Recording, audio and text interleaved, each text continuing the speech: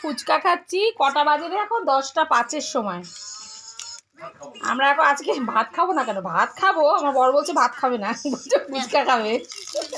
না না না খরচা কমে গেল? আচ্ছা, শোনা আজকে আমাদের খরচা কমে গেল বলছে, মানে খরচা কমিয়ে দিল। আজকে আমরা ভাত খাবো না, আজকে আমরা ফুচকা খেয়েই থাকবো। কি বলিস অক্কা, তুই কি খাবি? অক্কা ভাত খাবি না ফুচকা খাবি? কি খাবি, ফুচকা না ভাত?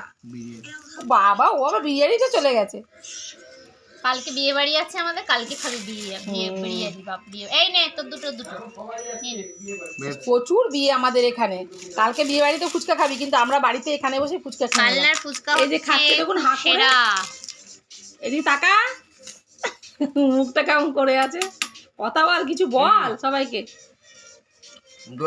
কিছু বল সবাইকে, কিছু বল। Good night. খেতে খেতে বলছি গুড নাইট। হ্যাঁ, এই যে মেয়ে কথা বল।